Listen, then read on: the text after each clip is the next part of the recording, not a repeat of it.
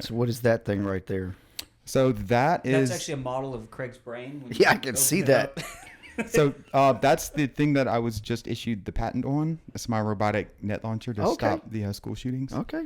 Yeah. So it has. So you actually have a patent on it now. Yes, I do. We were issued the patent 3 months ago, maybe. That's great. Yeah. So I just sent an email to the governor about it. I might have been a bit presumptuous. But anyway, so yeah, it has those sound sensors on the edges. He might hire you for the next coach of LSU. You never know. I know. How do you feel about that? Look, I agree with what he said. I agree with everything that he said.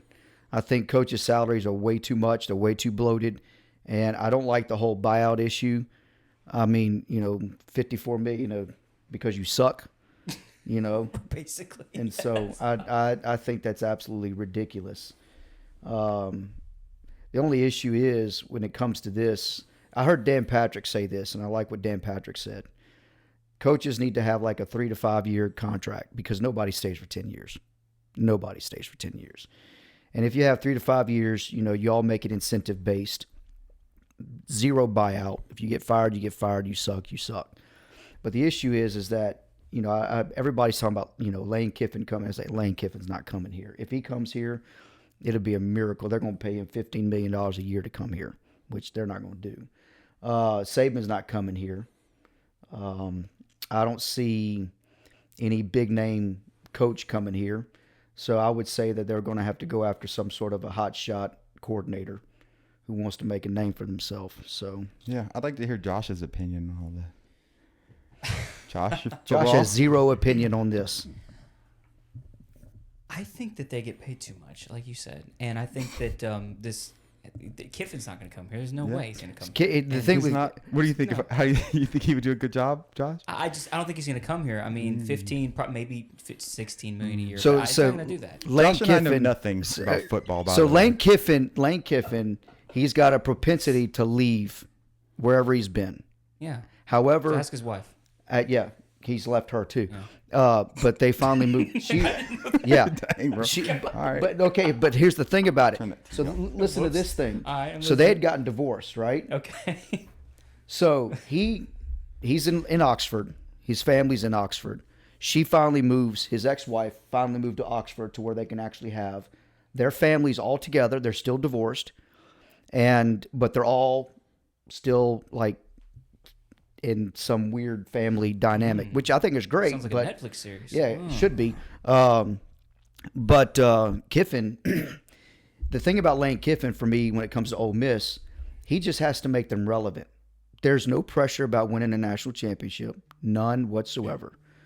And he can just go and, win 9, 10, 11 games, be successful every single year, be in the top 10, top 15, make a bowl game, make the playoffs every now and again.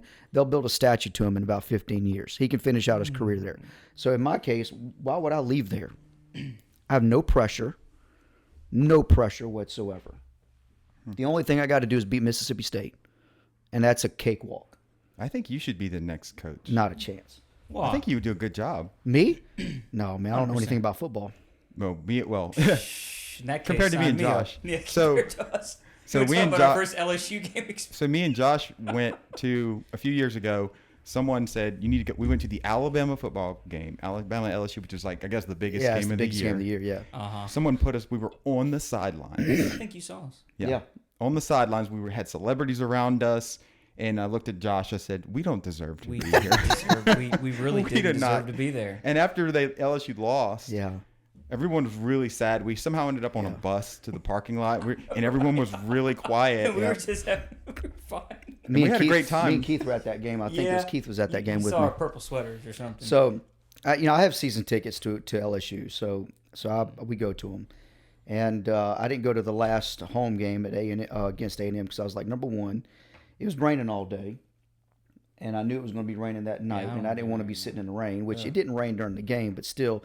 And I told Jill, I said, we're going to get blown out anyway, so I don't want to go sit through a blowout. We were leading at halftime for like 2 points, and then at third quarter, it was 44-20 something. I was like, I'm glad I didn't go to that game. So, nice. And I think there's 2 more home games left, and I'm debating about whether or not to even go to them. See, I have very bad ADD, and I have a lot of problems. So do you? I do. So do you? Huh? Yeah. So I thought you were talking about multiple personalities. That's another conversation. I just can't pay attention for that long. Like I started to zone out just now. What you were saying. Yeah. It's a horrible thing. It's I love watching football. It keeps your attention. Yeah, it does keep my attention for the most. But it depends on if it's somebody that I like watching. How do you feel about wrestling? I love wrestling, man. I hadn't watched it in quite some time, but I Real love wrestling or professional, man. The fake professional, stuff, of course. the fake stuff, man. Dude, The it's entertainment. good. Oh, I'm with you. Like That's the not- that's production not quality stuff of said. it, you respect that a lot. The TV quality That's of not it. his real opinion. Oh, by his the real way. opinion is It probably is my real opinion. Grown men in leotards hugging. No. aggressively. No. Grown men in underwear with baby oil all over them. All right, you're not selling it very good. It's better than you describing it. That's not why I watch it. And I might watch it now. I want to All say. right. Anyway, so Dr. Gabriel Yeah. and just Josh. No prefix in front of his name, obviously. I don't need any. You can call me whatever. It doesn't matter to me. So you in your 40s as a dad. Are we Full starting now? responsibility. Oh, we've been Dude, we've been done been. started. Oh, we've been starting? All right, cool. I didn't know that. Well, all right. Welcome to it. Hey. So By the way, I got to ask this. What's the name of this program? We don't know yet? Dr. Gabriel. Mechanics of Salt. The unless you don't Mechanics like of it, we'll Salt. change it. We're very, That's we're your very loose. program, not mine. We're gonna All right. change it. So you have full responsibilities, you have a family, Yeah. and then in your 40s, and you say, I'm going to go and get a doctorate. Mm-hmm. Can you describe that? So, whenever I took over the responsibilities of the Bible College, which that was a whole different thing because that was something that I was not really looking for. I'll tell you how that all kind of came about. In 2017, I was in the middle of doing all of my rallies and all that. And I was praying one morning. I just dropped Samantha and Abby and Caroline off at school. Mackenzie was not even a figment of anybody's imagination yet. She won't be born until 3 years later, 2020. And I was praying one morning, and I had the church right in front of me. I was in the large parking lot. Yeah. You know where that is. Oh, yeah. Right, blue bonnets on this side. The ball fields are over here. Yep. So they had the church over here, right in front of us. To our right was FCA. Left was the college. And I just happened to look over and glance over at the college, and I just really felt the Lord deal with me about bringing the college through accreditation. And I was like, yeah, that's not God. That's not God. That's me. And I just ignored it. And the next day, same thing. Next day, same thing. It went on for weeks. So finally, I was like, I can't shake it. I know it's God. I know it's the Lord. I've got to go sit down and talk to my grandparents about this. And so I talked to, and by this time, you got to understand, I'm a college dropout. I left college in 2001. I left because on a Wednesday night at ORU, Oral Roberts University, I was sitting in my dorm room, just got home from church, and I just sat down on my bed, and the Lord spoke to me and said, it's time for you to go home. And I was like, you don't have to tell me twice. So think of this. So going home, the Lord told me, and I was like, yep, I'm there. On this particular instance, I'm thinking like, this can't be. Like, this is just myself. And I struggled with it, and I wrestled with it, and I finally just said, Lord, if this is really you, then it's got to be overwhelming. And it was. And so I remember I walked into my grandparents' office. I walked into my grandmother's office. Good start. Exactly.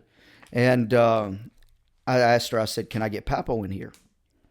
And so he walked in here, and, hey, man, how you doing? And I said, Papo, I want to run something by you and Mimi. And I said, I've been praying about this a lot, and I just really feel like we need to do something with the college. We either need to move it through the accreditation process or shut it down because we're not doing what we say that we're doing with it. Training ministers, we're really not doing that to the extent that we like. And my grandmother was like, I'm all for it. My grandfather was like, not a chance. So I had to kind of wade through those waters for a little bit, listening to both of them. Got them in a fight. Great. Yeah, Good job. pretty much. Got them to talking about, should we or shouldn't we? And this went on for, I guess, probably a few days. And finally, my grandmother, we were back in their office, and we were talking about it. It became a topic of conversation for several days. And then she looked at me and she said, okay, Gabe, she said, I think that we want to do this. And how it all changed is my grandfather walked in And he called me over there. I was at the administration building. He called me into my grandmother's office, and we sat down, and my grandfather said, I've really felt, and I said, I was praying about this, and he said, I think you're right. I felt like the Lord tell me we've got to do this. And my grandmother then looked at me, and she said, you're going to have to be the one to do this, Gabriel. You're going to be the one to lead it. And I looked at her, I said, not a chance. I said, I'm not an academic. I don't have any degrees. I mean, if you want to be taken seriously as a college president, you need to have some degrees, and it can't be honorary. Now, sometimes depending on the person, like I've known individuals who've become college presidents for Bible colleges who've had honorary degrees bestowed upon them, and they've done great jobs. But if you really want to be taken seriously by your contemporaries and your peers, you really need to have your degrees in hand. And so I turned it down. I said, Mimi, that's not a chance. I'm not going to do that. I don't have the qualifications. You need somebody that's got the qualifications. The next week, same thing. We want to do this. You need to be the one to lead it. I said, Mimi, I said, I can't. I don't have the degrees. And then one board meeting, about, I guess, a week or two later, I can tell you, I can take you to where we were in the boardroom, and I can take you to where I was sitting, my grandmother was sitting, my grandfather was sitting, and in the course of the conversation, we had finished whatever ministry business we were talking about. And my grandmother, she raised her hand. She said, I want to add something to the agenda.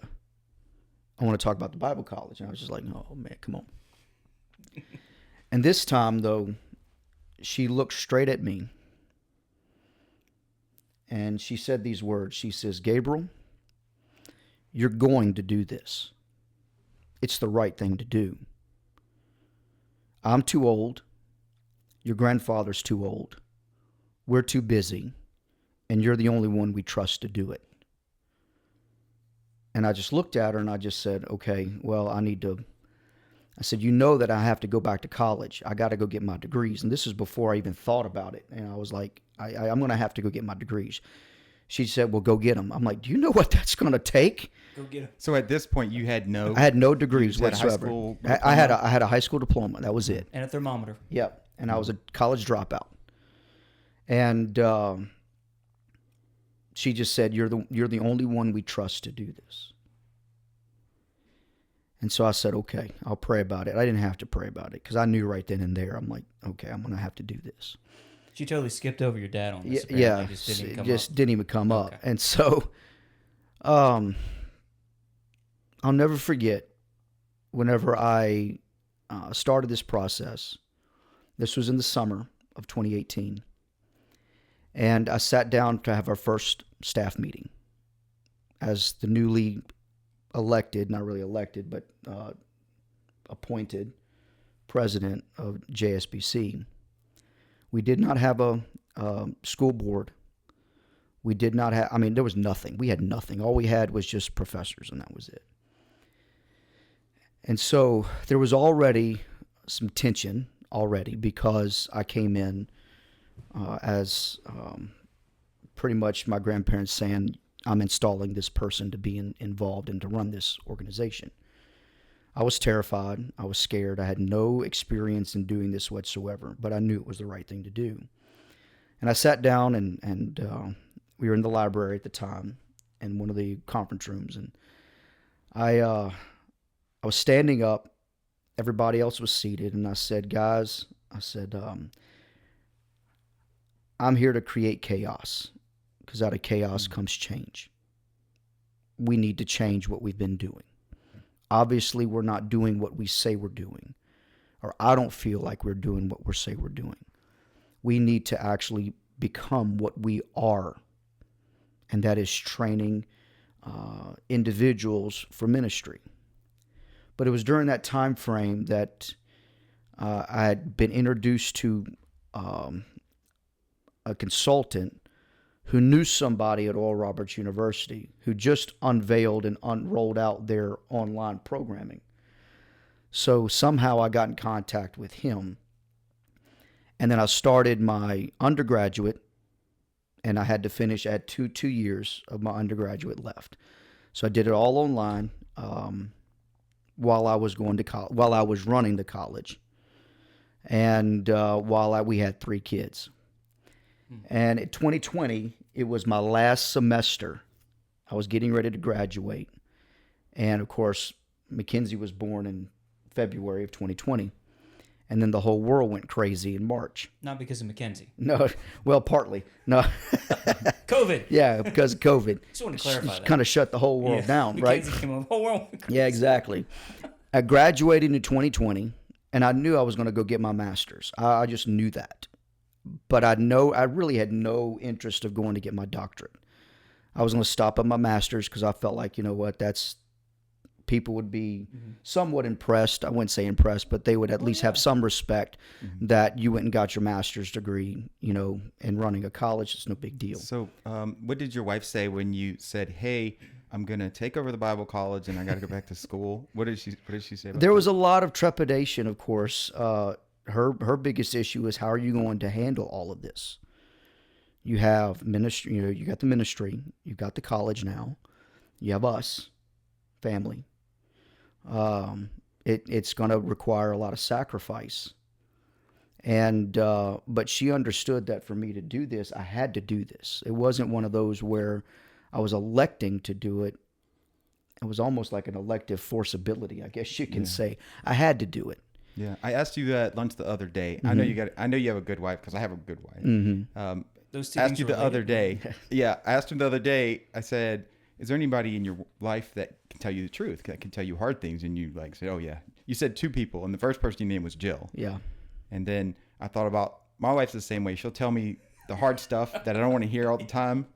Like, I had to speak the other day, and afterwards I said, how'd I do? She said, but you kept licking your lips. I said, what about what I said? And I bought some shoes the other day on the internet, and I thought they looked great. She got them in the mail before me. And I get home and they were sitting on the counter. I'm like, oh, sweet, my new shoes. I opened the box and there was a note that said ugly. Don't feel bad. My wife's done the same thing to me.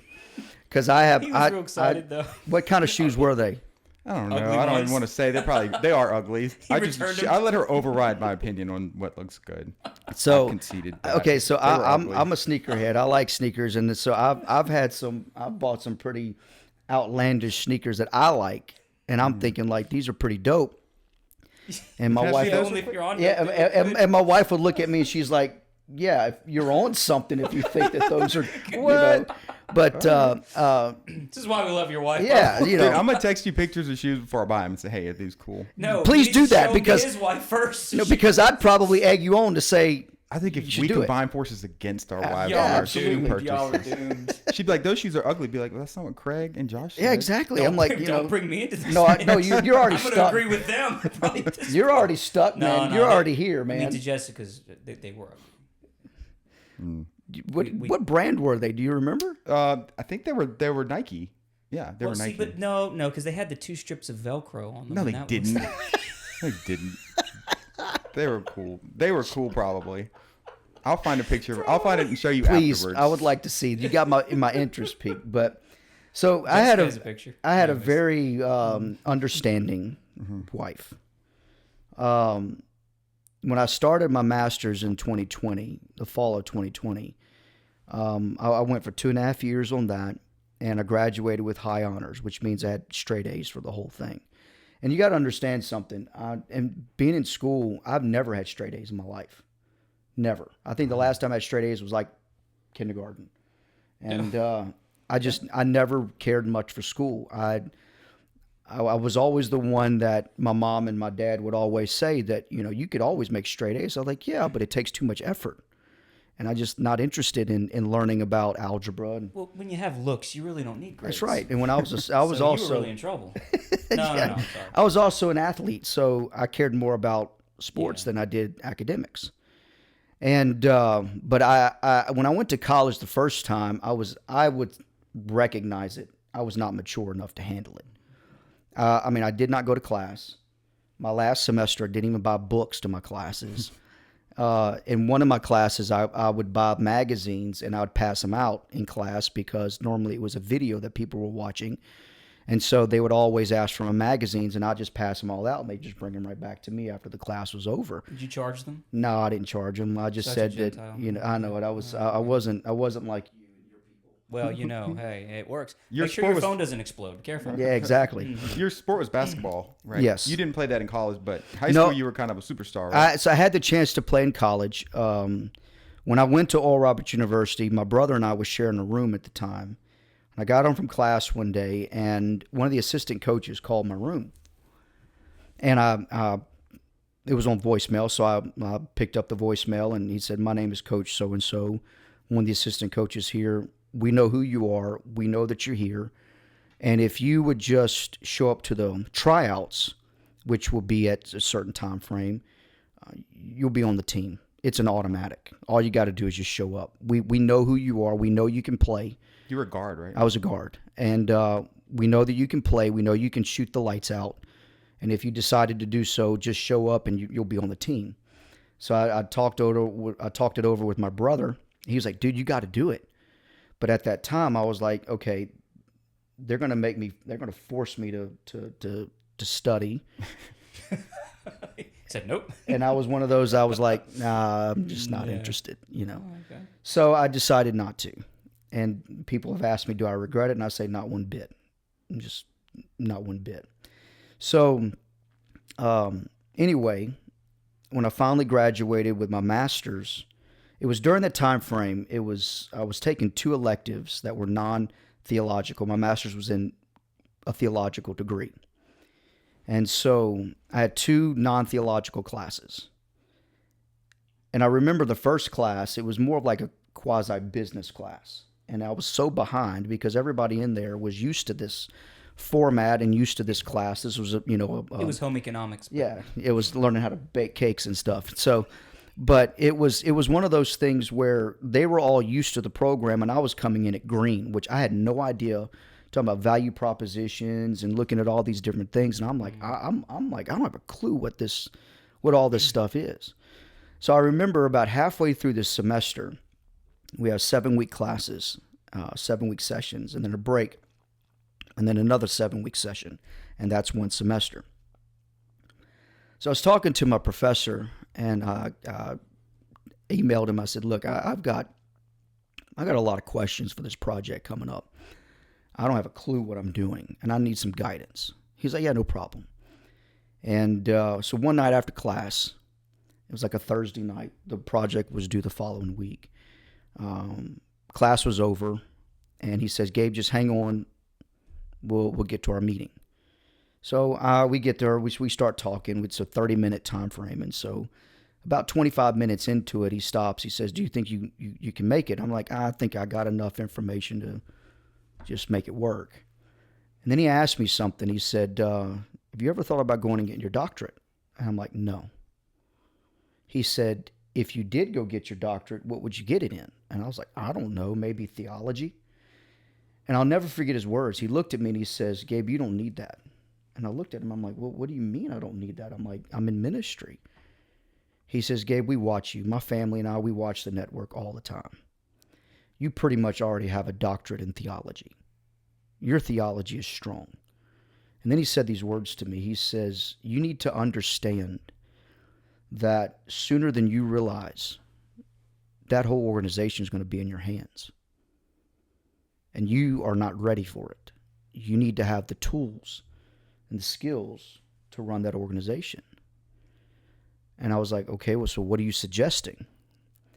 And so he said, "My doctorate's in strategic leadership." He got it at Regent several years ago. And he said, "That's the direction that I think you need because it's going to provide the skill sets and the tools that you're going to have to run an organization."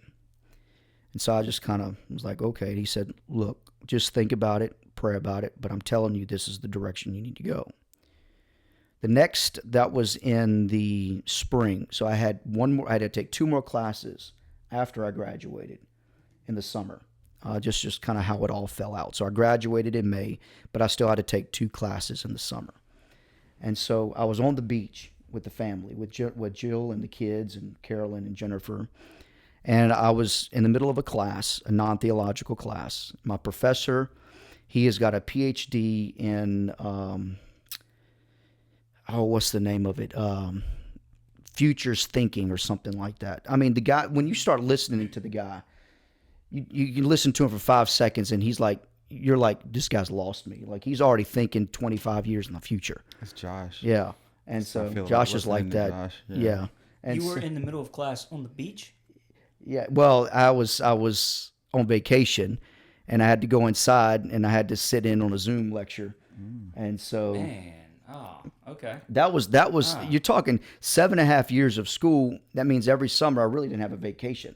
So while everybody else was on the beach, I was upstairs in my room doing projects, going to class, working Yeah. on stuff. Yeah, I don't know. That'd be tough. I And don't know so, that. I can remember there are times we had family vacation with my family. We were in Dallas for, I think it was all the whole family, my grandparents and all that, for Navy's baseball tournament. Okay. And so he was playing in Little League or something like that, and they had a tournament in Dallas. I watched one game, and while everybody else was doing something, I was in my hotel room doing schoolwork.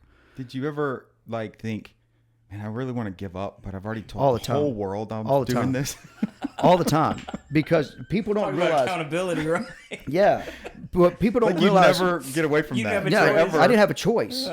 But when you have a goal, there's going to be millions of times where you want to give up. But when you have a goal in sight and in mind and what you want to accomplish, the pros far outweigh the cons, and the pushing forward far outweighs the giving up.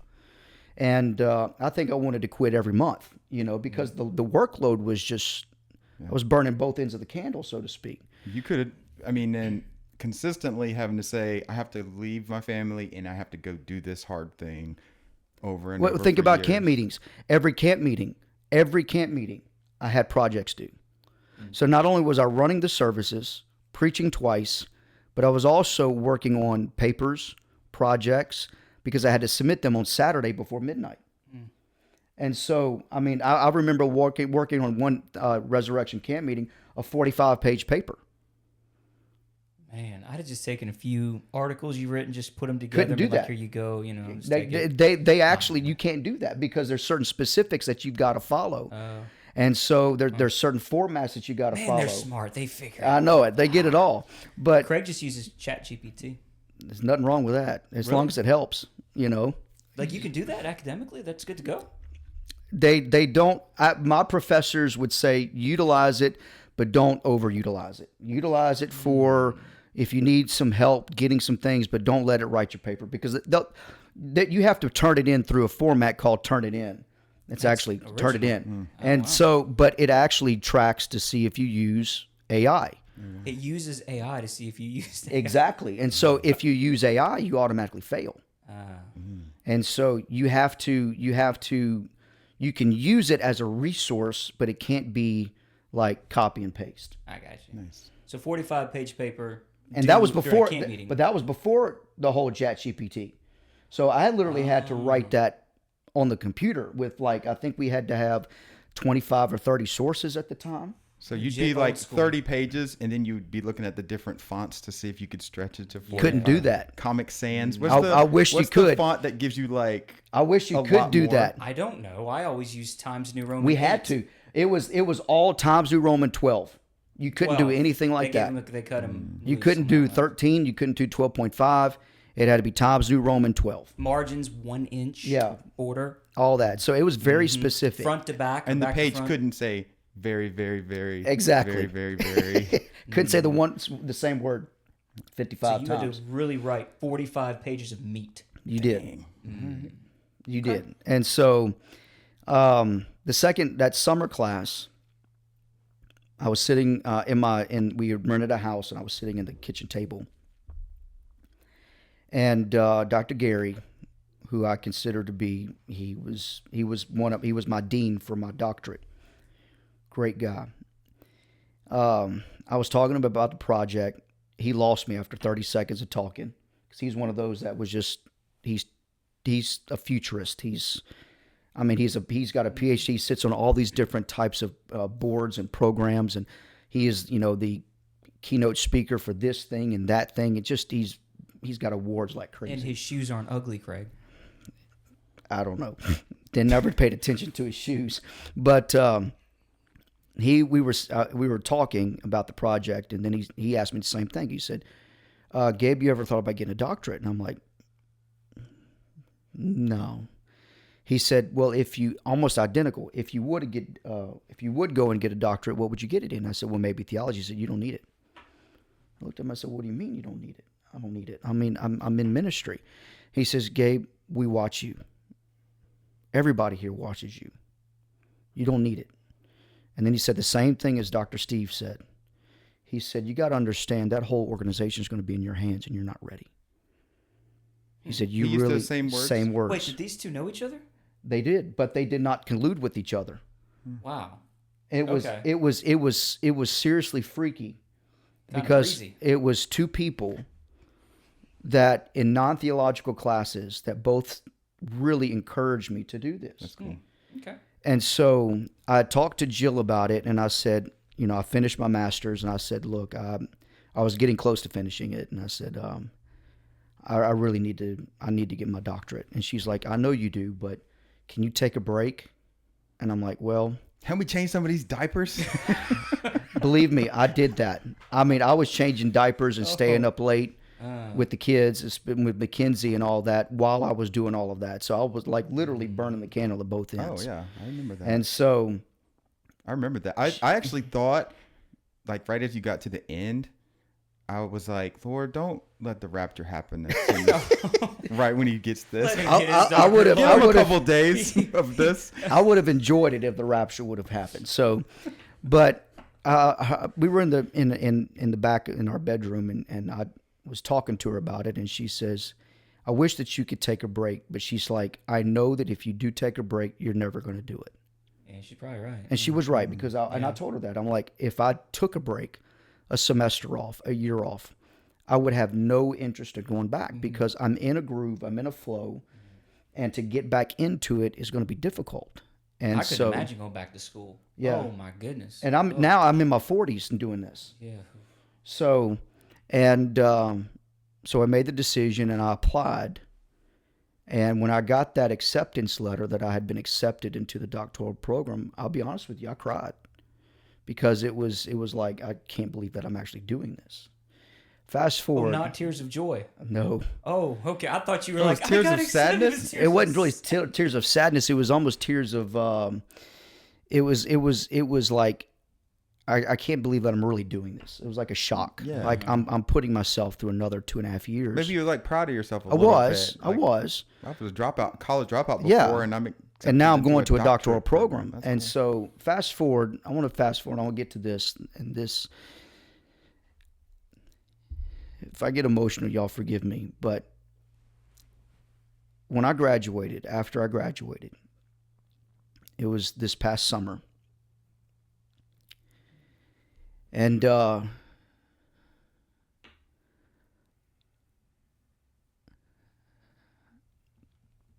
this summer was a very, very emotional summer, because I lost my grandfather, and I was very close to him.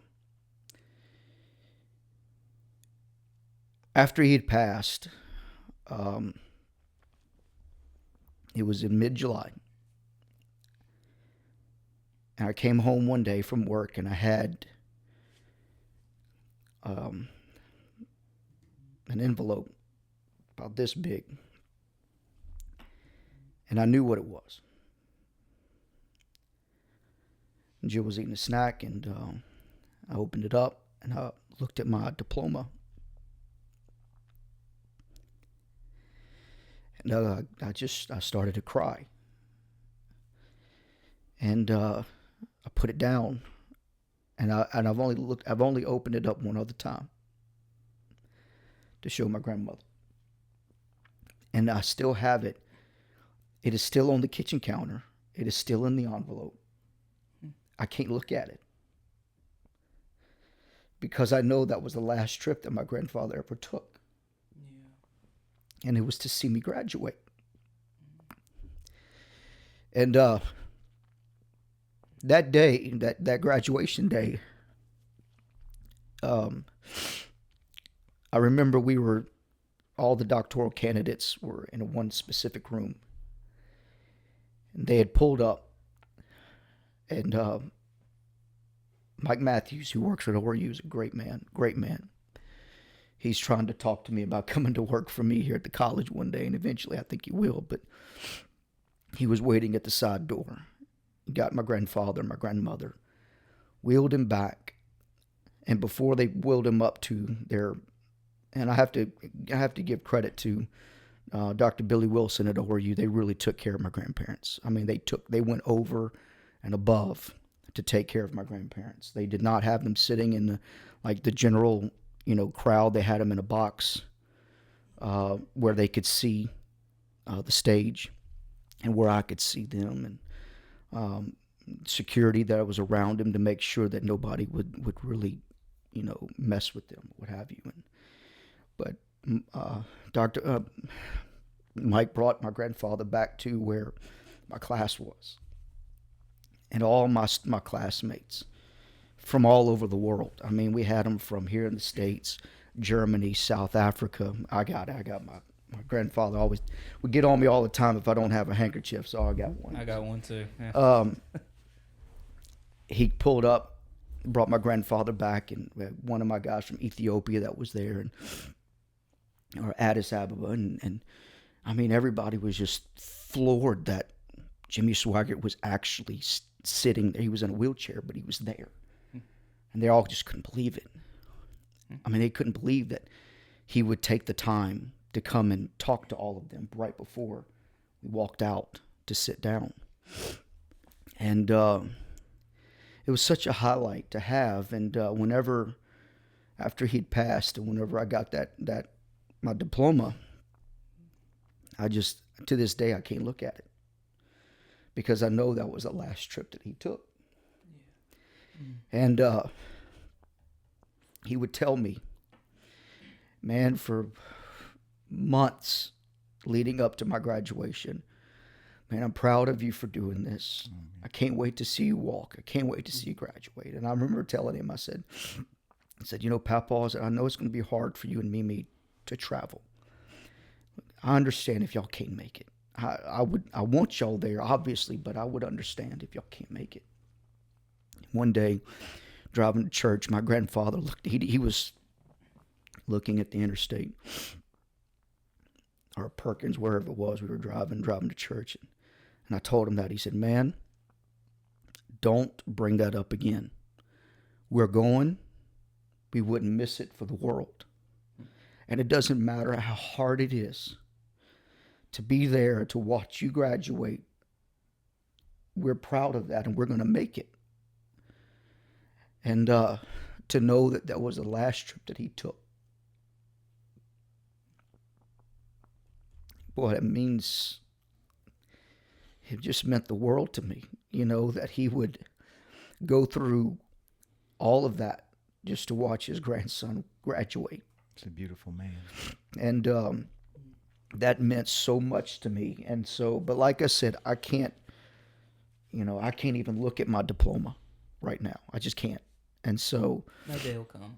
It will, and I'll have it framed and all that kind of stuff. But you have it, so that's all that matters. And it's still like if y'all walk into my kitchen, you'll see it. It's right there in the envelope. It's just right there. I think that's a bigger flex, actually. I got it. What's in the envelope? So I'm very proud of you, buddy. But I appreciate it, and I people don't understand. The people that are involved in and people that do it, having a doctorate and going through that program is not an easy thing to do. I mean, it's stressful, and all the material you've got to read. And I'll never forget my grandfather one night, him and my grandmother, they would come over almost every week to my house. We live right next door. In fact, we live in their old house. And they would walk over to hang out and see the kids and all that. And we were in the den, and we had the TV on. My grandfather was sitting on the couch, and I was sitting on the chair. And he would always ask me about my schoolwork. What are you working on? So I'd show him one of my books, and he'd always be like the same thing. You got to read all this? I'm like, yeah, I got to read all that, and I got to read this, and I got to read this, and I got to read that, and I got to do this. And he's just like, I don't know how you do it. And he asked me, he said, how did you come to that program? So I told him the story I told you. And I said the same thing that those two gentlemen said. He said that, you're gonna have to realize that you are gonna be running that organization. You're not ready for it. And I told my grandfather, I said, Papa, I said, they're right. I'm not ready for it. He never took his eyes off the television. He just sat there and was watching it. I don't even remember what was on TV. And he said, man, he said, I don't believe that. He said, if something were to happen to me and your grandmother right now, he said, I have all the confidence in the world that you can pick up where we left off and you would do a fine job. He said, you've got the capabilities to do it. He said, you're ready now.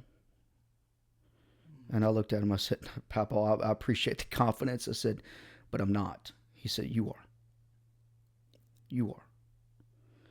And that was the last thing that we talked about that night. And, but I still think to this day, I'm like, I think about those moments and I'm like, well, he may say that, but I have my thoughts that, yeah, I'm not ready yet. That's a big operation. And I don't think anybody can ever be ready to step into that role. I don't care who you are. I mean, I don't think anybody could ever be fully ready to take over that machine. And to be cognizant of what is the responsibility. Because it's not just raising funds, and it's not just making sure that you've got all the contracts signed. You're talking about souls. You're talking about people. You're talking about making sure that the gospel is the priority. And so that weighs, and even now, like since my grandfather's passing, I told Jill the other day, I'm like, that weighs on me more than anything now. Knowing that eventually, my grandmother's still around, thank God that she is, and she still, is the one that makes the final decision, as she should. But knowing that this is, I'm in the path, I'm in the line. It's not so much terrifying, but it is very much making sure that I am mentally, spiritually, physically, emotionally prepared. Because to run an organization the size of ours, I mean, you're talking about, if you really want to look at it, it's basically the size of a Fortune 500, kind of. Not maybe, but Fortune 100 maybe, I would say. Yeah. I mean, if you had the television, how many employees? 350. Yeah, that's a big operation. And then you have, I was just telling somebody today, I'm like, it's not just a normal church. I mean, we have, the church is one part of it. You have television, you've got the college, you've got the academy, you've got the Bible distribution. So, and you've got all those different entities, and we have several different entities regarding the ministry. That it's just not a show up and preach on a Sunday and then study for the rest of the week to prepare for Wednesday night and Sunday morning and Sunday night. Somebody asked me, they said, when do you have time to prepare? I'm like, whenever I have the time to do it. I have to force myself to prepare for those. I don't have, like, I had a friend of mine that he's pastoring a small church, I think in Texas. He studies like 40 hours a week. And I'm like, I wish I could do that. Yeah. I barely have the time to study 1 hour a day, because of the other responsibilities that we have. We appreciate you taking time to come do this. Well, I took my day means a off lot. today and I don't really take days off at all. In fact, my wife and I, we've been really trying to make that a priority.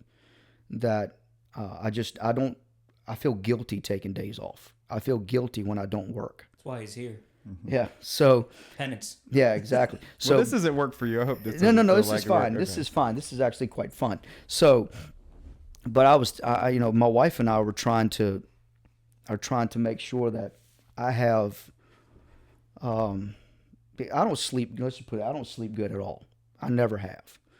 I'm good at 4, 5, 6 hours a night. That's anytime between 4 and 6, I'm good. If I sleep over 6 hours, I'm dead to the world. Like I feel like I got hit by a bus the next day. So I don't sleep well. My mind just doesn't shut off. I've had a doctor told me one time, he says that you cannot relax. You don't know how to relax. I said, you're exactly right. I don't know how to relax. I don't know how to take time off. If I take time off, I feel like I'm just, I don't know what to do. Your grandfather was the same way. Yeah. Just, you're wired that way. Yeah. I know a lot of successful people have this imposter syndrome. I know Isaac Newton. Yeah. He didn't think any of his accomplishment. He didn't accomplish anything. Well, he felt the gravity of everything. Anyways. Yeah. Imposter They have syndrome. It's that. a real thing. And I follow a lot of those accounts, those little, and Craig doesn't. you'll hear a lot of them say more. Just I was thinking about the struggle you went through getting your earning that, and a lot of them would say the better than the success is the person you become, getting to it. There's growth, and whenever you're not growing, you're dying. And I'm a big believer in personal growth. Like, everybody has to have some sort of mechanism for personal growth. I read a lot. I read, really, I could read 2 or 3 books a week. Yeah. And, in fact, I read a whole book yesterday, sat down with it and just read it in about 2 hours. It was my biography, and it was Josh. 2 pages. Okay, come on. Do I read that many books? Dude, if it took me 2 hours to read your biography of 2 pages, that's a really, that would really suck for me reading. It's really tiny. You have to look at it. But no, I'm a big believer in pushing yourself to grow. Yeah. And that's putting yourself in doing something new, challenging yourself, stretching yourself. And every day when it comes to working at the college, I'm stretching myself because I don't consider myself an academic at all. And you talk about imposter syndrome. Like, I'm sitting here literally surrounded by doctors who have, this is what their calling is, teaching, building, knowing the ins and outs of academia. And I'm looking at them like, I don't have a clue about half this stuff. But I look at it from, it's not my job to know, it's my job to put the best people in the positions. That's right. It's just like Donald Trump. Yeah, for us to be successful. That's how it works. And so I never try to, I'm also one of those type of individuals that if I'm in something, if I'm involved in something, I don't like just having yes people around. I don't like that. Yeah. I want to have people that know what they're doing. There have been many meetings where in my committee, there's 5 of us in that committee, 4 or 5 of us in that committee. And there have been many times where we've been 2 hours and we're literally screaming at each other because we're all vocal, and I push that. I push everyone to have a say. And if you don't like the direction, then say it. Let's talk about it. I disagree with that. Okay. I don't care what you say. No. Anyone except for you, Josh. Except for me. Okay. No, that's good. That's cool. I like that. But because the reason why I say that is because I like healthy tension, because out of healthy tension comes good ideas. And so when we were coming up with our mission statement for the college, because we never had one, at least not to my knowledge, we hadn't had one in 30 years. And so we sat down and we struggled for days trying to come up with the right verbiage, the right feeling, the right philosophy. And when we finally came up with something, we were like, okay, we got to, literally, there was tense moments in those rooms because everyone had a say, and I like that. But as long as we don't get personal, and my people don't get personal, but we do have our voices, and we want our voices to be heard.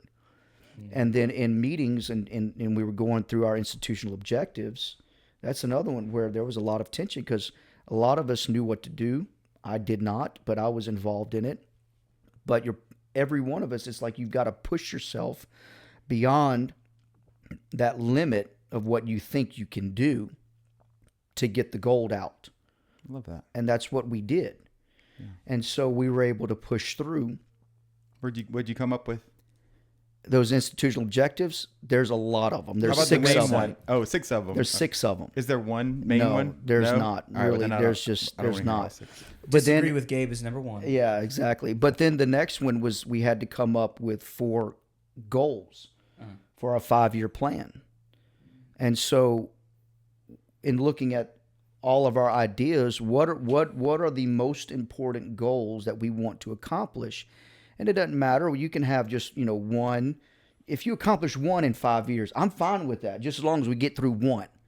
We don't have to, bite off the whole elephant, just as long as we're able to just chew up one piece at a Incremental time. growth. Yeah, That's gross. And so, exactly. So, but the main one is to be, in my opinion, the main goal for JSBC outside of training, equipping, educating leaders is to be a multi-program college. Right now, we have 1 program. And the reality is that in the time frame in which we're living in 2025, Bible colleges are failing. Nobody's going to them. Even if they're accredited, they're failing. They're losing money, and most of them have 1 or 2 programs. And if you have 1 or 2 programs, you're never going to survive. Is it usually like a church keeps them It's afloat? a Bible program, and many of them, if they're not church related or affiliated with some sort of a denomination or a church, they're struggling. Where are people going? Are they going to secular universities then? They're actually Christian colleges are on the rise. Okay. Christian colleges and universities are on the rise because people want to have, first of all, in one of the studies that we were looking at, specifically in Christian homes, that's what we're dealing with. Christian homes and families don't want to send their kids to secular university because of all the junk that they're exposed to. Yeah. Indoctrination, basically. Exactly. So they have no other, and they don't want to send them to Bible college because most of them are not going to be preachers. They want a secular job, if you will, but they want to be able to have a good education and a good spiritual environment. And so my job and my goal is we had to change the entire philosophy of the college. Whereas we were all training ministers, I said, no, we can't train ministers because if you had trained ministers, you're limiting yourself. We wouldn't have anybody because, number one, we're living in a time frame where many young people don't know what they're called to do because they don't have the decency to even pray about it. They don't know even to pray about it. Yeah. And so they don't really know what to do. And so Bible college for them is not even an option. Whoa, wait, there's a difference between the two. I didn't know that. Yeah. Christian college and Bible college. Bible colleges are training I ministers. didn't know those were 2 different things. Bible Oh, colleges wow. are training ministers, whereas Christian colleges are training vocational leaders. I just told on myself, but I had no clue those were 2 different things. Yeah. So Did you know that, Greg? Don't you say yes. No, I didn't. Okay, good. All right. Bible colleges itself really are failing. Oh, I didn't realize that. So, in fact, I was just, and there was, I'm not going to say the name of this of the particular college. We'll bleep it out. Go ahead. Yeah. No, but they're in a particular state, not too far away from here, and one of their board members called me about 3 years ago. One of their board members called me out of the blue and said, "Would you be interested in buying them out?" And I'm like, "For what?" They said, "Well, if you buy them out, there's a good chance you can keep their accreditation.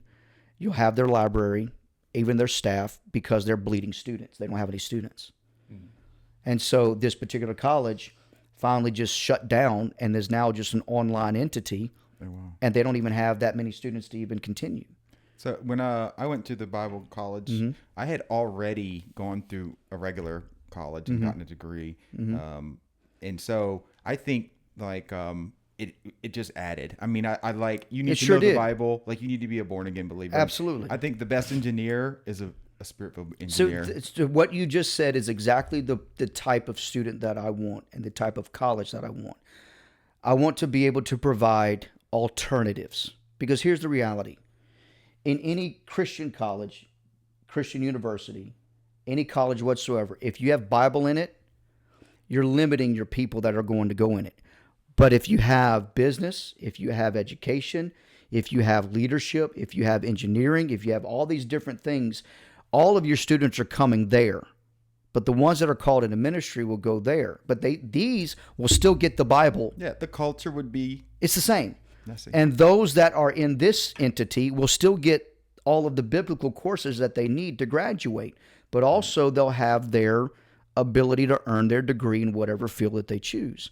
And so my job now is to, and it has been, to turn JSBC from a Bible college to a Christian college. We're not there yet. Simply because, number one, the first thing we got to get is the accreditation. And we're almost there. We're like probably, I would say, a year and a half away from that. Nice. The normal accreditation process is a decade. To go from application to accreditation, it is generally on average a decade. Some colleges have gone through it in 2 to 3 years. But if they have the money and the resources, they can do that. There have been other colleges that have stopped and started and stopped and started and stopped and started, and it's gone almost 2 decades. Wow. Because they just can't get all the stuff together. It is a lot of stuff to do. So, switching gears a little bit. So, you have any of your kids in sports? Yes. All right. Any of them talented? Careful. Well, you don't have to say. Well, you don't have to answer. You don't have to answer that right here. But any of them have like exceptional ability, like basketball? Like Abby was a gymnast. She was a competition gymnast. She could really flip out. So you love her the most? No, I don't. Caroline would say I love her the most. Wow. But I'm not going to sit there and say anything about that. I'm not going to incriminate myself. I love them all the same. You got some good kids. How old are they? My oldest, Samantha, will be 19 in a couple of weeks. 19? 19. Man. She's driving and all? Oh, yeah. She's been driving for 3 years.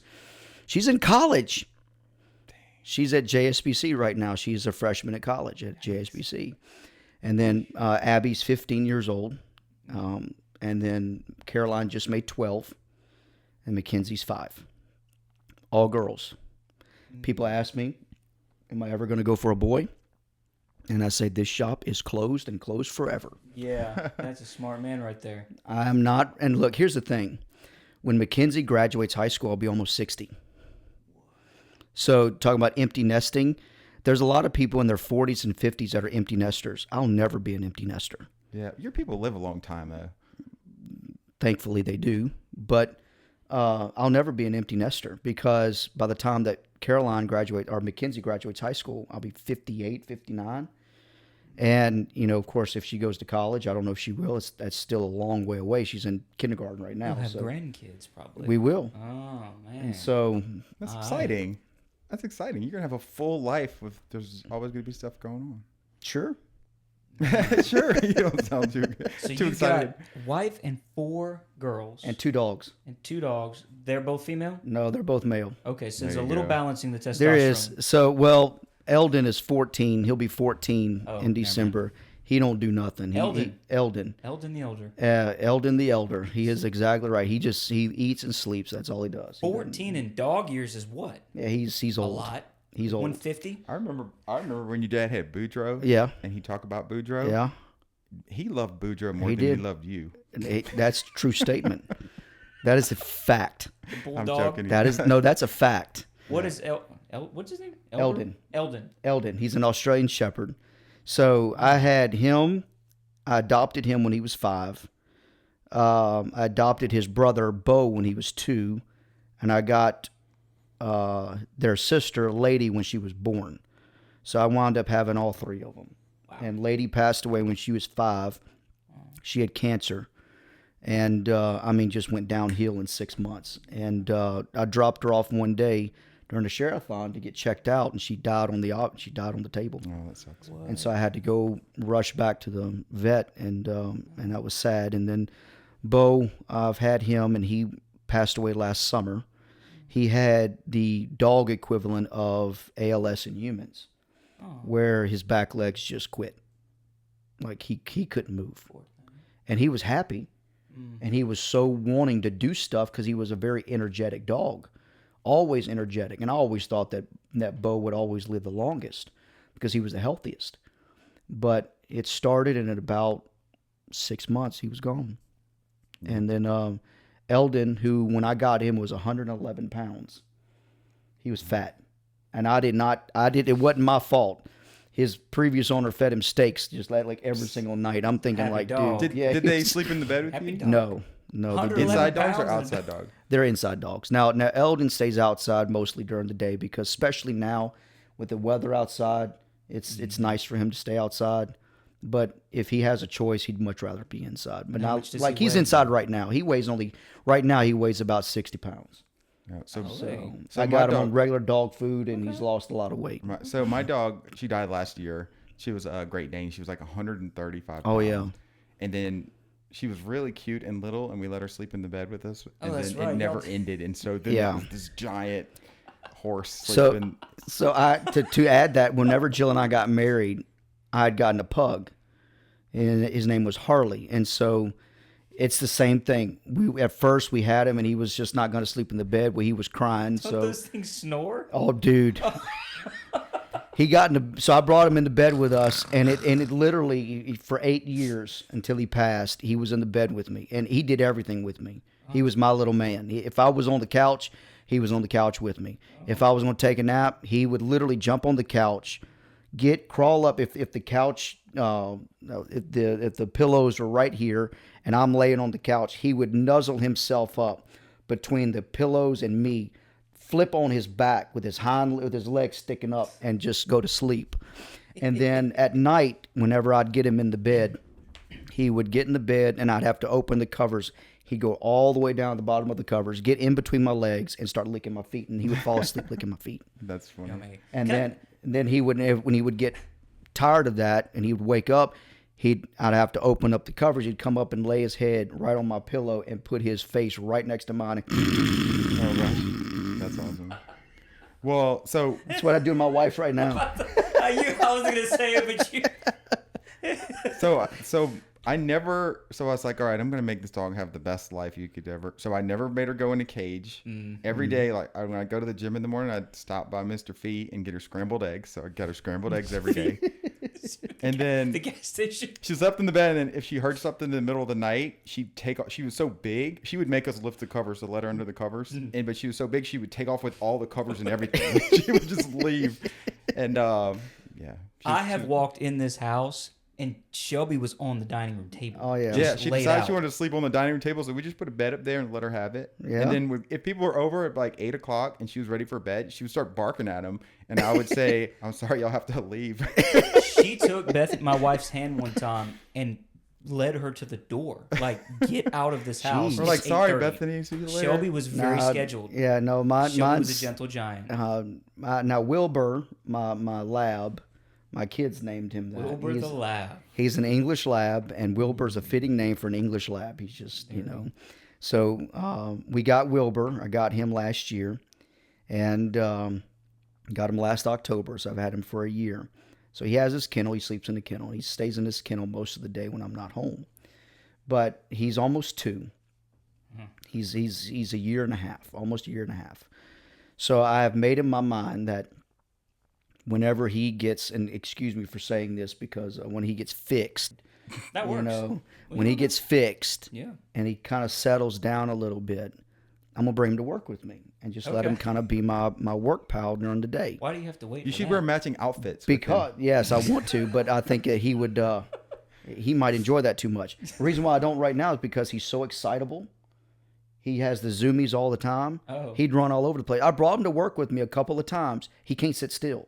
He literally would just go from office to office, and I would literally have to open the glass door, and he would walk around, and he would walk back, and he just explores everything. I'm afraid he's going to pee everywhere.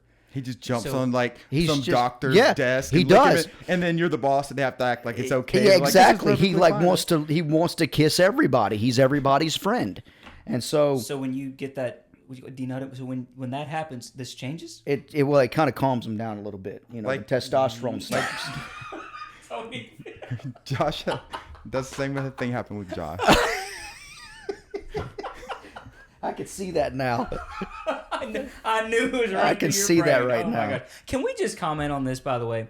When you tell stories, you have the details like down to a. I can't remember how I walked in this room, and you're like, I was sitting here and I was wearing 2 different socks, but you couldn't tell because one said Nike and one said Adidas on the toes, and I was sitting there and I was looking 280 degrees to the right. It's and the reason. it's pretty impressive. The I gotta reason say. why is because those moments were seminal. And when What's Seminole? I'm so sorry. when they're an Indian important, tribe. it's important. It's they're very. It was one of those moments where, because I can't do that all the time. I'm talking about even the dog. Yeah. Upside down with the feet in the air. Oh yeah, Man, you know. it's So, impressive. to that, I got to tell y'all this. So Caroline, for my birthday this year, she had seen this thing on her app on Block Blast. We have a running competition in my house. Who's going to get the highest score? Well, nobody can beat me. I'm at 211,000. I'm like, y'all are never going to be able to beat me. So, she saw this ad where this company takes pictures of your pets. Like you send them, and it's a life-size stuffed animal. What? Nah. I'm gonna do that. I I don't care look- what it costs, Brother, she did You that. wanna take a pic? What? My you don't- dog. You don't have I'll a send dog in right now. pictures of. I Look. have old pictures of the dog. So I think I don't know if I've got pictures of it on my phone or not, but whenever she brought it, she did it of Harley. She didn't even know Harley. She was not even around when Harley was here. It was only Abby and Sam. And so she had sent pictures through, Jill did it, but it was her gift to this company. It took about 3 weeks. When I finally got it in, she was so excited to give it to me. And whenever she did, I literally cried because I'm like, this is the sweetest thing that anybody's ever done outside of, my wife. I'm like, and she started crying because I was crying. Aw. But I have it, and whenever I make the bed on Saturdays, I'll put it on the bed. And when I first started getting it, everybody would walk in, and everybody, kids and all, they're like, "Oh my God, we got another dog!" And then they realize Is that lifelike? it's that lifelike. Really? It is that lifelike. That might It be a is creepy. solution. Josh needs a dog. No. His heart of stone needs to be converted like ours. Okay, I'm so telling we had a dog. We had a little King Charles Spaniel named Ellie Mae, and she Do passed you know away. That was your wife's dog. Do you know though? Do you know like the original Ellie Mae from the Clampetts? Yes, She used to come and watch me play basketball when I was in high No school. way. Yeah. she came Really? to the church. The- She used to come to the church, and she would literally, in the same outfit that she wore in those time frames, the hair was done the same way. She would dress Like, the same what? way, and she would literally come and watch me play basketball. Yeah, She was like, She was she'd come in the Daisy Dukes. no, that's Daisy. That's Daisy Duke from the Dukes of Hazzard. We're talking about Ella Mae Clampett from the She was- Clampetts. She had This all is the from the animals. 60s. She had all the critters. No, Yeah, she would come with all the critters. this is what's the Clampetts? What's the name of the show? The Clampetts. can't get over that. I didn't mean to seem that excited. She had the Daisy Dukes. I just My meant- Lord, no, I that's know the who wrong Daisy dude. Duke is. I know her. Wrong program. I'm gonna look up Ellie Mae. She was still a Ellie Mae young- Clampett. She was in her 70s, I think, whenever she would watch me play. Oh, So well, your well, we picture, don't. We do your not picture want of this lady in her 80s coming in today. No, it was during the That would time of the be- show. that would It would be have been disgusting. early 90s. So she wouldn't have been in their 80s, Josh. She would Yeah, have been in so the prime so of her life. the prime of her life, she was on in the 60s. Prime That of her was the life. show.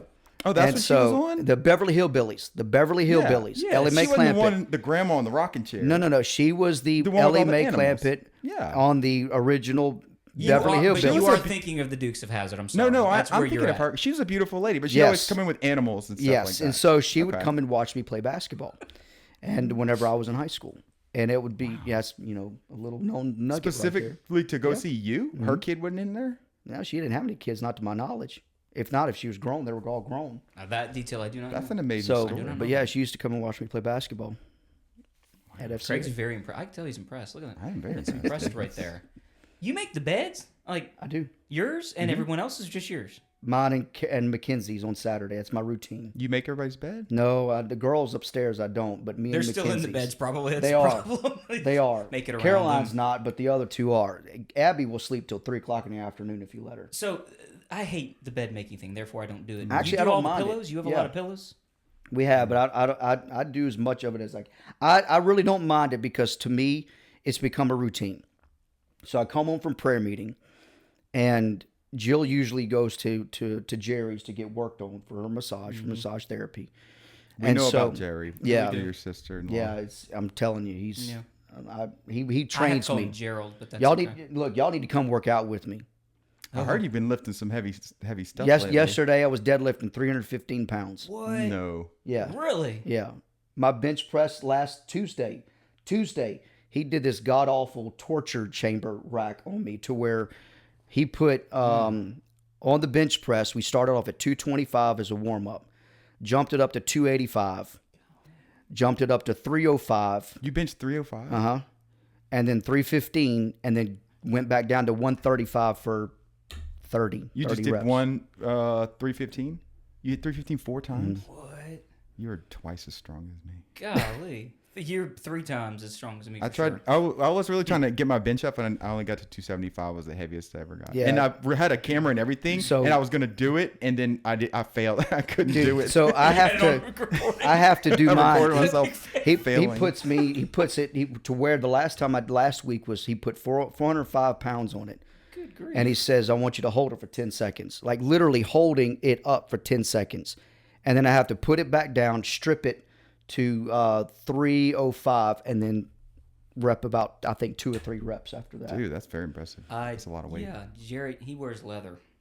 But no, really, I could never consider doing that. No, Josh. but see, Josh.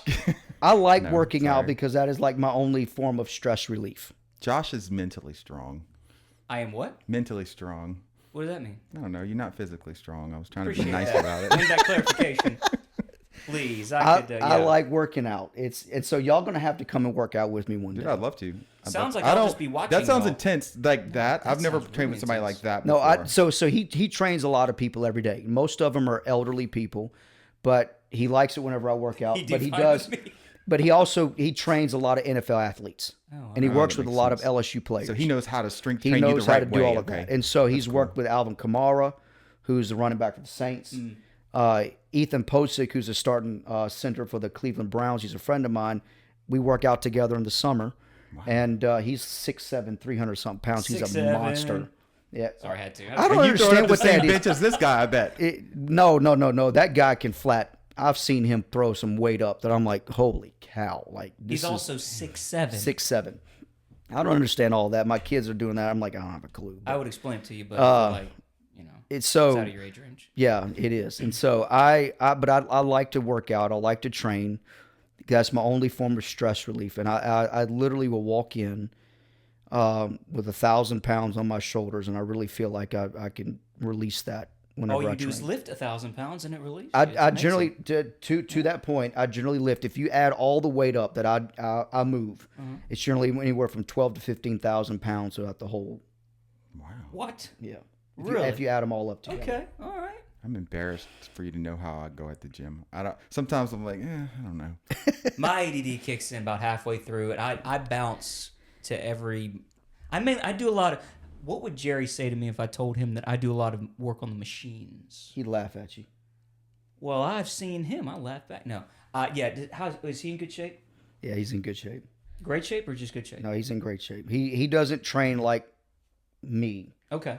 but He does cardio. he actually just he does a lot of weight training himself, but he doesn't move the weight that I do because he just doesn't have to. That's but how I feel about myself. He trains. So for me, he's got me on an NFL free safety regimen. So he has some NFL free safeties that he works with, former LSU players that are now in the pros. And so pretty much what they do to stay in shape for the season is what I do because I'm built like a free safety. I'm not that tall. I'm fast twitch. And so my body type is very much heavyweight, light reps, like maybe 2 to 4. If I go anything over that, that's what you call a very slow twitch. So 3 sets of 10, it's slow twitch. I can't stand it. Drives me nuts. But if you got heavy weights 2 to 4, like yesterday I was telling my grandmother, she was over at my house for eating dinner. And so Jill was asking me what I was doing, and she asked me too. And I says, well, I'll just tell you this. I had to do pull-ups with a 90-pound weight attached to my body. What? How many can you do with that? Just 2. That's all I had to do was just 2. So, but Impressive. that's So he looks at your body type and figures out. yeah, he trains you for a little bit, and he kind of decides, and he kind of makes a feel for where's your best ability. Yeah. Didn't you have a knee replaced? No, but I will need one eventually. Or you had some kind of knee? I had a knee surgery. procedure? I just had a Okay. surgical. I had a little scope done on my knee. I had Okay. cartilage floating around in my knee, but that was years ago. But That's awesome. yeah, that's my only form of stress relief. So I don't have I don't have a hobby. So your viewers or your listeners, they need to ask. You need to ask them. I'm gonna ask them. Y'all need to find me a hobby. Oh, I don't have a hobby either. Don't look at me. I And, have no hobby. and we don't have any. any viewers. Yeah. We don't even. But you know This this, right? doesn't even go on the internet. Oh, This is just for me to watch. Okay. When I'm alone. So He's basically, alone. we're just here to That's laugh his and just hobby. have fun. Yes. So, but I don't have a hobby, and so I'm trying to figure out what kind of a hobby do I want to invest in, and so I had a friend of mine from Nevada. I was talking to him, and he says, "Dude, I got one for you." And I'm like, I was expecting like puzzles or whatever. Puzzles. And so he literally walks in. He says, "Hang on for 1 second." So I'm FaceTime. I'm talking to him. He goes and grabs his compact bow, and he said, "You need one of these." And I'm like, Compact bow. a compact bow, like one of those Yeah. A archery- compound bow. Compound bow, yeah, Okay, a compound bow. And I'm sitting, I'm like, what is that? And he said, "Bro," this is the exact words he says. He said, "I get up every morning around 3:00 and I go hiking with his dog. He's got a massive dog. And he says, I bring my bow with me. He lives in the mountains in Nevada. And he says that when I see a deer, I'll kill it. And he said, it literally brings you back to your primitive roots. You got this. It's like when you see that deer and you got that arrow through that deer. It's like, and you look at it like, I've got meat for my family, that type of thing. Man. I'm a man. I'm a man. So I immediately texted Jill. I said, his name is Jesse. I said, Jesse has recommended I learn the bow, archery. And I thought that she'd laugh. I thought that she literally's like, no, I can't see. She's like, oh, I'm totally in favor of this. She's like, I think you have the patience for it because it takes a lot of patience to and she's like, I think you got the patience for it. She said, I will buy you one for Christmas. I'm like, no, don't worry about Wow. that. But Okay. but It's a so real straight shooter over So here. you're she's like, So you could be this So big you're- old jack dude with a bow and arrow. At 3 a.m., Gabe's gonna be going across the front No, yards of Baton Rouge. I'm not shooting doing nutria. that. Can I tell you? I'm in bed at 3 a.m. So if I killed an animal, my wife would leave me. So true. So I can't do that. But No, yeah. I did jujitsu for. I still have a membership. I did for 4 years. Very Yeah, fun. you've tried to talk me into going. Yeah, it's like it's 100 kind of like times. the stress is why because I turn my phone off and put it Yeah. over there, and all I'm thinking is doing that, and that's been great. It's literally folding clothes with people in it. Yeah, I guess so. And it's I interesting. mostly Never get my thought of that. clothes folded with me in it. Yeah. Did that sound weird? But you I get actually, beat up over but there. you actually were good at it though. You actually I won was some okay. competitions at I it. did. Yeah, I competed in 2022 at the IBJJF, and I did win. And so I've never seen myself doing something because I know you were for those 4 years that you were doing it. You would text me quite often, man. Come down to my gym and dojo, whatever they call it. Come train with me and all this kind of stuff. And it kind of has a little interest, but at the same time, I'm like, I don't know if I really want to go through the process of being made look like a fool. Yeah, I that's take a part of it. jujitsu, but it's spelled Jew. Well, Anyways. I've been playing pickleball lately. I know you've been hearing about that. You heard gonna of do pickleball? Yeah, so my wife and I are thinking about building a pickleball court in our backyard because my girls want to learn how to play. Yeah, I got a guy that'll build you an awesome one. He's very good at it. He builds a ton of them. I'll hook you up after this. I'll give you his info. But Please do, because we want to do like a multi-court yeah, type thing because my girls are still playing volleyball. At least one of them is, and Caroline would be playing soon. So we want to do like a volleyball, basketball, and pickleball. dude, that would be legit. Well, if y'all ever want to come and try it out, we've been renting courts at Court to Table. Yeah, I told my wife about that. I saw it, the sign Yeah, about they it. have great food too. So I That's usually what I go there, heard. get steak frites, and we play for a few hours. It's super fun. And then we go to Stacks. It's kind of by Costco down there. It's air Never been conditioned. down that way. Yeah, it's like a giant Try to warehouse. go on It's air conditioned, and there's like 12 or 15 courts. And then everyone shows up. I'm telling you, about 60 people show up there, and then you put your paddles on this table in these bins, and they have like a beginner, advanced, and then when the court comes up, everybody grabs it. You kind of play with strangers, but you can get good. They have lessons. So anytime you want to go, we go during the day. Yeah. It's The right Celtic, there. Yeah, Celtic it's Studios. right there in that Yeah, complex. it's very fun. So yeah, I would recommend that, and it's not as intense as jiu-jitsu, but you'll get a Yeah. little sweat. And a You get little some sweat. workout. And see, my kids, whenever my wife mentioned that, all of my kids, minus Mackenzie, of course, she don't care, but the other three were just like, Mom, yes, we would like that. And so we're just like, okay, we need to see if we can just go ahead and Yes. build something on the property back there. Have and you just- played it?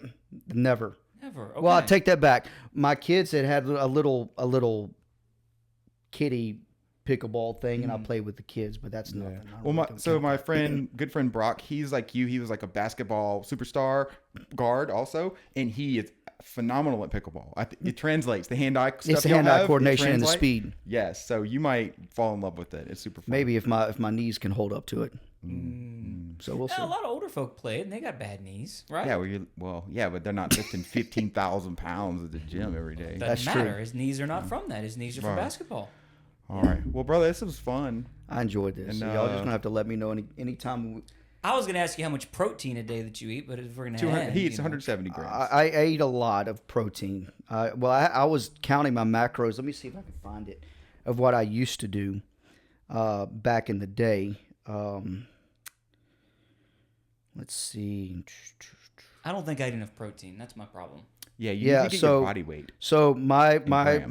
macros that were carbs, 275 grams of carbs, 65 grams of fat, and 165 grams of protein. Yeah, and you probably weigh 165, so that's why Yeah. you got that meat. Yeah, it's, About so take whatever your 165. body weight in pounds and then eat that many grams How of do you protein. eat? But how do you do that? Well, I don't how know. do A you get that scrambled much egg protein? is only Well, 7 grams. Yeah, so I eat egg whites and an egg for breakfast. Ate the protein pancakes or protein waffles. I ate it's all about your meats and your all that kind of stuff. So I would have to weigh out my meat that I'm going to be eating for that afternoon. So I'd bring my lunch to work, and I still bring my lunch to work. I don't track my carbs or my macros anymore. But you don't eat sweets. You don't eat ice creams, which is You don't eat sweets? I do now, but okay. for I was about 6 months I didn't, and that was miserable. What That's sweets? terrible. What sweets do you eat? What sweets I'm don't asking I why eat? because go ahead. I love ice cream. So one day I went by the gas. I didn't eat sweets like you for like 6 months, all that, and then went by the gas station. I got a Hershey's bar. Doesn't it taste delicious and after? the next day I got another one, and the next Yep. day, dude, it's out of hand Yeah. every day. And then I went to the store and bought a whole pack of them, and Yeah. then I told my wife, I said, hide these from me, and she hid them, and I wanted one so bad, I drove to the store and And bought a to buy Hershey one. bar, and Yeah. I had one hidden in So my house so somewhere. to your point, when I stopped all this kind of stuff, and you have this mind where you treat yourself, and so I was Treat treating yourself. That's what I say. I was treating myself, and I had with one cookie, with an Oreo cookie, and that started with 1, then went to 2, then went to 4, and then went to 8, and then the ice cream set in, and then the cookies set in, and then the snacks set in. Then it is just I'm right now. I will eat a half gallon of ice cream in probably 2 or 3 days. Praise the Lord. Praise the Exactly. Lord is Don't, right. your wife has? Do y'all have a cow, or y'all are looking at a No. cow? Okay. My wife wants one, and I'm like, I'm not there yet. I feel a like you cow to should- keep on your property. Yeah, for the I'm milk not- and I'm the, For the milk. cheese and the yeah. health I'm not benefits. there yet. Cheese. I'm not there yet. You gotta She do wants something to get she the wants cheese. like chickens, and she wants all that. I'm like, no. Home on the range. I'm like, I am not there, and I don't know if I'll ever be there. So my Old McDonald. Yeah, right. So my mother-in-law, right out of town, has a house with all of that. And so Yeah. when Jessica needs her fix, she goes over there and she has tortoises and chickens and all these animals. And then she comes I'm back. not into all the farming. I don't do all that. I'm not that outdoorsy. So I'm not sure about all that. She said that she's just going to get a Jersey cow, Okay. and I'm just going to have to show up one day, and it's just going to be there. Nice. Okay. All right. So he's gonna milk. He's going to make the bed, and then he's gonna milk the cow. I ain't touching the cow. Oh, you I say ain't. that now. I am not Next touching time the he cow. comes over here, so I was just pulling the cow. well, what do you teat, and we think got when a you lot to shoot milk your today. bow and arrow at a deer? You're going to have to deal with the big animal. No, I'm not shooting it at a deer yet. I just have Oh. to practice and put a target up, and just kind of just shoot as a target. It is fun. I've done that before. And so, That's very cool. It's a hobby, though. Is what you're saying. It's well, gonna be something to do. I'm trying Okay. to find something. Yeah, I'm So- having the same problem. Like seriously, I do nothing for fun. This is it for me. This is the most fun I've had all week long. This has been really This fun is for it. me, too. It's been fun So- for me too. Let me know if it works out for you, but you know, I'll have y'all. You'll have to do the podcast. You'll have to just show up and do an outdoor podcast Dude, we'll do outdoor it. podcast. out my house, and we'll just shoot bows. And I would just like to see you shooting a bow. you might be surprised. I don't know if I want to be around him when he's shooting. Hey, I feel like you've been in the shoot car me with on me. accident. You've been in the car with That's me. different. Josh's brain moves so twice as fast as everyone else's brain, by the way. So when you're riding with him in the car, it feels that way. Oh, I'm holding back today. Trust me. Yeah. All I right. scared him to death the first time we rode together, but it's okay. It's okay. So from here, since you live like literally 5 minutes down the road from me. You live how far? 1 minute. 6 minutes down the road from you. I live No, he lives here. closer. He lives right there. Oh, y'all are really. Oh yeah, I see you in traffic a lot of mornings making that turn on the interstate. So I'm okay, at with traffic that being light. said, since y'all are so close, we're just gonna have to find a time to where y'all just come over to the house and just hang out for a little bit. We can do it. Shoot an arrow. I may not have it then, but at least we can just hang out and just. Oh, I thought you had this already. No. I haven't got it yet because you have to. You So literally you were just talking it up. You Oh, have to okay. go someplace and you have to go get fitted. Like they literally have to That's the fit whole it to thing. you. Like a golf club. Yeah, they literally have to go and they have to look at all your mechanics and they literally will size it I don't know for if I'm you. comfortable with all that. So So you're getting a pickleball court. I'll definitely be over there if you have a pickleball court. Jill's getting a cow. no. I didn't say she Compound is going bow. to get a cow. Why do you get all this stuff and she doesn't She get gets this nothing. one little old cow? That's all she wants. She just wants a Jersey cow. She's got a nice home that she can, take care of. No, she wants a moo cow, right? I don't know what a Jersey cow even is, but I'm taking It's, it. I don't. It's for I, milk, right? I have no idea what a I Jersey hope cow it's is. not It from is a butchering. specific cow. All right, well. It's for milk. Well, this thank is you, fun. We learned a brother. lot about you, actually, for real. Yeah, I love hope that. so. I Yeah. love that. And I'll say this, like, not to be, I'm really proud of you. Appreciate it. Really proud of you, man. You're doing a great job. And Well, thank this when all this was dumped on you, this whole basically here's a worldwide deal. Mm-hmm. I knew you could handle it first of all, but I'm proud of you, man. The fact that your grandfather, whom of course I knew and miss a lot, I will say that. The fact that he got to see you walk across, and he got to see Sam graduate too, right? Yeah. Graduate high school. He got to see Samantha graduate high school. That's very special. And he got to see me graduate. And, unfortunately, he will not get a chance to see, Abby and Yeah. and Caroline and Mackenzie. But what is so, for me, it's the memories, and I don't have the time to grieve like everyone because of what we do. So I find my times. And like the other morning, I was watching a clip of him singing Gone at Last. Oh, yeah. And I was crying like a baby, Yeah. because I miss him. And We all do. I miss him, not as much as me. Oh, I don't doubt that. I don't doubt He's a that. treasure, buddy.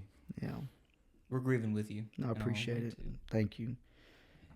Well, guys, it's been a delight. I'm going to go pick up my little one. They're all going to get their nails done in just a few minutes. And so, This is where you're going next? yeah, I'm going to go pick up Mackenzie from the nail place right down the road and Okay. Nice. then take her home. Oh, she's there now getting her nails done. Yeah, Oh, in okay. about 6 minutes, they're all going to go. Jill's Wonderful. going to take the girls, minus Samantha. Okay. She's working, but Okay. she's taking Abby and Caroline getting their nails done.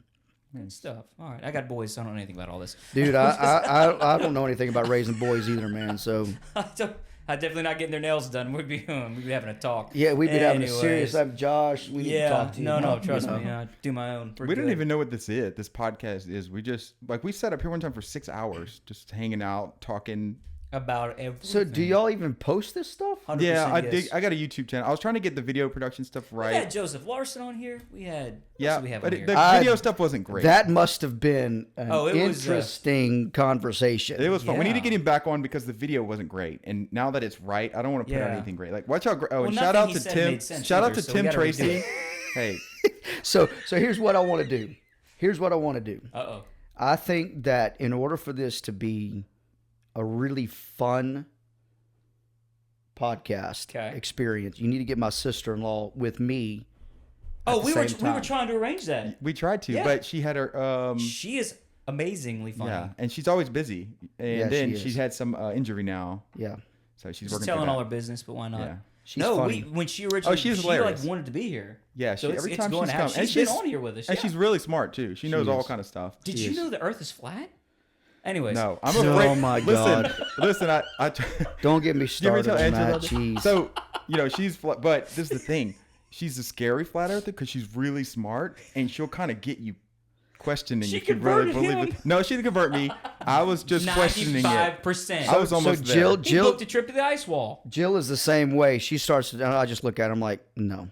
Like, no. Mm. I'm like, no. Like, you're never going to convince me of that. You're like, who in the round world believes in a flat Earth? Yeah, exactly. Yeah. You're not going to convince me of that Okay. at all. Well, People try, and I'm like, you have your opinion, and that's great. Yeah. did you know I'm not a real Jew? I heard that. Mhm. Oh, dude, yeah. That totally deflated heard me. that. I was done. I heard that you were more I was Gentile done. than Jew. I'm Timu Jew. Total knockoff. What the heck? Total knockoff. It's a whole thing. Yeah, it's a whole thing. But yeah, Goes she's back to hilarious. We Khazaris, want her that's on all every good time. stuff. We try to invite her every time, so she'll be here some. She's really fun. So Yeah, my wife tried to get me a whole conversation on Israel, and I was just like, Ooh. Oh, that's the one that Josh got, and at the That- end of it, we No, concluded this that would he probably wasn't be really something Jewish. leading in the direction of yeah. Well, I made some calls on y'all's behalf. You're safe for now, Alright. but I can't promise anything. All right. All right, just All right. So well, yeah, We're this is mi- fun. We better let you go get the nail parlor. we're all married to very interesting individuals. I'll say. So if you killed an animal, your wife would leave. Yeah. Yeah. If I killed an animal, my wife would probably put my picture on the wall. And if I killed an animal, Everybody be shocked. Oh, his. Yeah. my wife would say, "Will you marry me?" I can tell you this: the first time, see, I had my mother-in-law had gotten me a chainsaw for Christmas one time, and I literally was a chainsaw, and I'm like, what am I going to do with the chainsaw? She's like, well, you never know if you're going to need it. Well, a year later, we had a hurricane. We had trees in my front yard. You were out there. I was, because there was no way for me to get out, Nice. and so That's awesome. I literally got that chainsaw. And you got up the tree. And I started cutting the tree down, and I literally cut the whole thing off. I cut it all in pieces got and Paul moved it all Bunyan's the over way. here. My grandmother walked out of her house straight up to me. She says, "What are you doing?" And I'm like, "Well, I got to get out. I mean, I can't get So there was out." some stranger in there. And That's some manly stuff right there. and she said, I got you, Mimi. I got you. but Cut she's her just like, trees out of her way. "You don't need to do that." I'm Don't like, hurt yourself, Gabe. That's exactly what she said. Don't hurt yourself. I'm like, Mimi, I'm fine. She's like, we pay people to do this. I'm like, they can't get out of their homes either. my gosh. So what are you going to tell them to do? I got to get out my house. Did you get a splinter? No, I did not. Say, I'm the man of this family, Mimi. So, I got you. No, And so let me tell you took him that. out of So the driveway. 5 minutes later, my grandfather walks out. The look of concern on his face that I've got a chainsaw in my hand. He is like, man, you're going to hurt yourself. I think, Papa, I'm fine. It's okay. Now, I don't know about that, man. I think you're going to hurt. I was like, I'm fine. The fact that everyone was so worried. Everybody was so Says worried. it all, by the way. And you I know did how fine. feel. I did fine. He did fine. Look, my wife took a picture and a video of me and was so proud that I actually had my man card. Man Well, card. we hadn't seen the size of this tree, so we don't know yet. It was We're a just- massive tree. And So, my okay. wife has got some of the pictures of it. It was, and I literally had to cut it off in little. It took me Okay. hours to cut enough just to move it out the way so I can Okay. get out. All right. So what color is wood? brown. Okay. All right. Just making sure. I was just testing you there. Just Oh, making hey, sure. We're can I good. say one thing? Give one shout out to Tim Tracy. He's right this over is a there. beautiful, like everything you see the production wise is beautiful. It's because this guy is the most talented television person on the planet. Tim is probably one of the most underrated people that we have at the ministry. Yeah. He's knows very that. yeah, he knows that. He's very low key, and yet he knows how to get things done. Yeah, That's right. he's a brilliant guy. Brilliant guy. Brilliant. You hear guy. that, Tim? Yeah, I got it. He got it. He got it. We love All you, right. Timmy. All right. Goodbye. All right. Adios. See you later.